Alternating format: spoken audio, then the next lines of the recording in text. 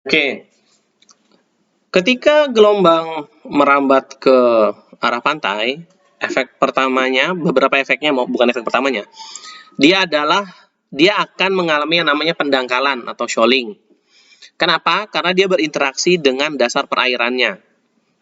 Oke, yang terjadi adalah apa? Gelombangnya akan makin meninggi. Gimana sih prosesnya? Jadi seperti yang saya bilang tadi bahwa energinya itu tetap, energinya konstan. Nah, ketika dia mulai merasakan gesekan dengan dasar permukaan, maka karena ada gesekan, kecepatannya akan melambat. Tapi karena energinya konstan, ketika gelombang melambat, maka tinggi gelombangnya akan bertambah.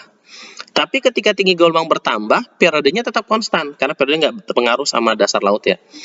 Oke, maka ketika dia terus meninggi, maka ya apa namanya, si gelombangnya akan mengalami pendangkalan ya. Nah, efek pendangkalan ini tadi, kalau misalnya gelombangnya tidak stabil kembali ke sebelumnya, maka dia akan mengalami gelombang pecah. Saya mau kasih lihat nih tadi nih.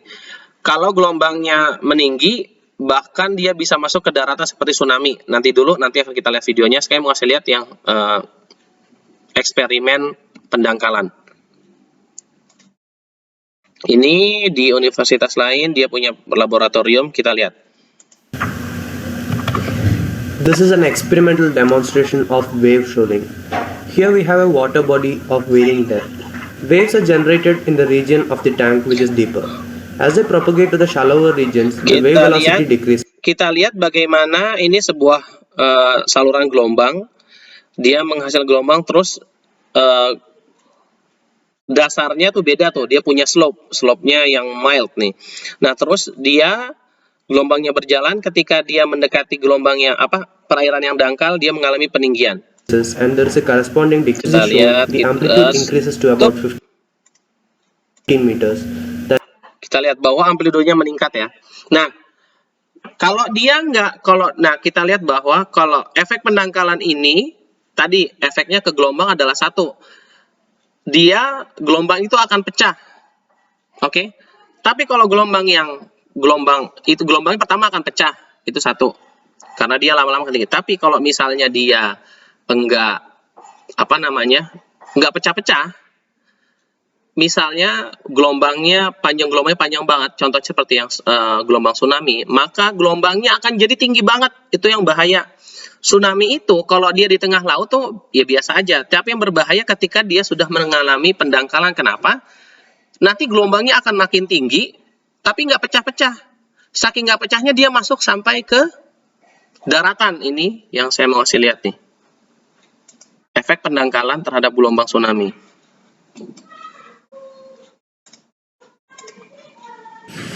Okay, obviously kita lihat ya. Kita lihat bahwa ini adalah gelombang tsunami. Dia di tengah laut, masih di lautan, nggak masalah. Tapi ketika dia mengalami pendangkalan, dia makin tinggi nih.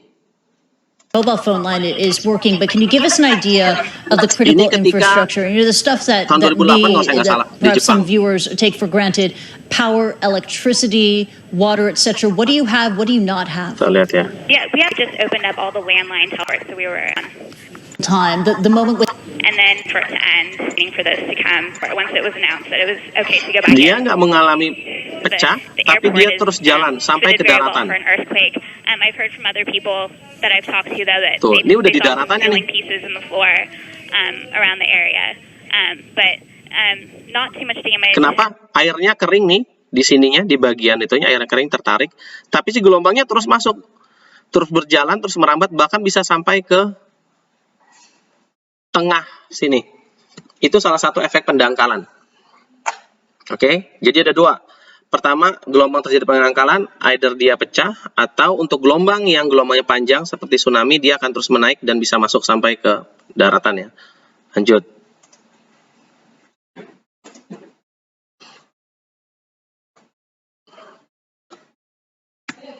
Udah.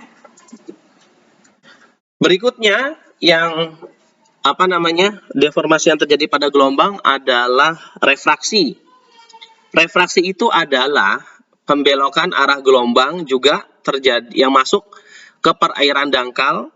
Jadi biasanya juga karena perubahan kedalaman. Karena ada sebagian gelombang, tadi perubahan gelombang nih ya, karena di energi tetap, kena pendangkalan, terjadi gaya gesek, dia kecepatannya berubah. Tapi, karena gelombang itu panjang, ada sebagian gelombang yang merambat dengan kecepatan yang sama. Jadi belum kena efeknya nih. Jadi ada yang udah kena efek, jadi dia melambat. Sementara ada bagian lain dari gelombang itu yang masih di perairan dalam, dia belum merasakan efek dangkalnya si perairan itu, sehingga kecepatannya masih sama. Sehingga apa? Si gelombang ini menjadi membelok. Kita coba lihat refraksinya ya. Kita coba lihat gambarnya. Refraksi, oke. This module on wave refraction will help you with this part of the assignment. As waves come in, down. Kita lihat. The shallower the water gets, the slower the waves go. As they get Kita into dengar. shallower water, they bunch up together, grow taller, and eventually break. But the other thing that the waves do before they even break is what's called refraction, which is the waves bending and changing direction as they slow down in shallow water. Oke, jadi ketika gelombang itu masuki perairan dangkal, dia berbelok. Itu refraksi. Kita lihat nih, ini Here's misalnya an contohnya nih, animation that shows animasi wave crest gelombang yang masuk ke suatu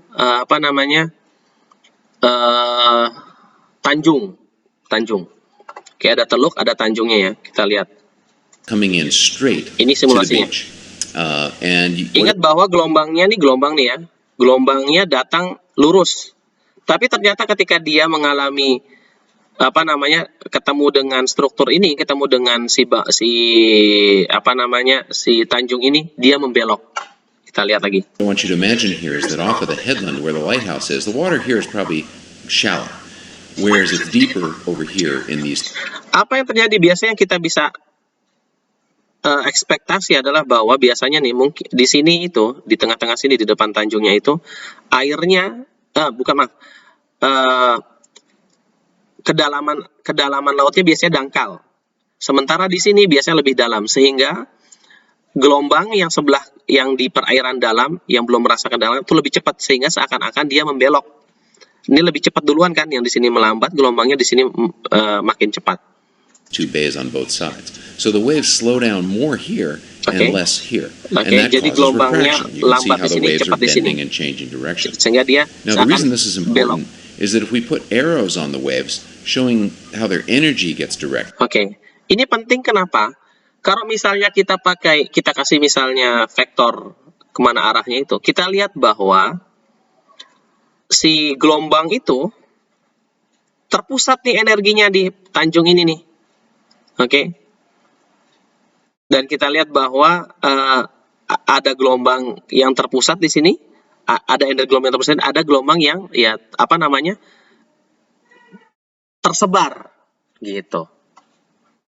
The refraction causes the energy of the waves to be concentrated in the shallow water near the headlands where the waves wrap in and push together. So you're going to see the biggest waves and the most erosion right here. Whereas the energy of the waves gets spread out in the deep bays on both sides. So the energy here is dissipated, and here you're going to see kind of small waves. Oke, apa sih efeknya? Ketika energi gelombang terkonsentrasi di sini, berarti kita akan mendapati bahwa erosi di sini tuh paling besar. Sementara erosi di sini enggak. Dan kalau kita lihat erosi di sini terbesar, maka kemungkinan besar nanti erosi di sini tuh tersebarnya ke sini nih. Gitu. Ini jadi buat studi kita tuh ngasih tahu, oh berarti kalau energi besar di sini, ya kita akan bisa memprediksi nih kira-kira apa yang akan terjadi beberapa tahun ke depan nih di si tanjung ini. Kalau misalnya dia ada bangunan kah atau misalnya tempat itu, ya jadi dicari tahu gimana caranya biar erosinya nggak terlampau gede di sini. Now this process of refraction of waves bending in over shallow areas is very important for forming big surf waves. And we're going to look as a case study at the Mavericks wave in Northern California. Dan biasanya juga ketika di daerah sini nih yang terjadi konsentrasi energi, biasanya gelombangnya tinggi-tinggi, sangat tinggi. Yang kayak tadi di video pertama, biasanya kemungkinan besar dia ada tanjung di daerah situ. Itu dulu buat penjelasan tentang refraksi.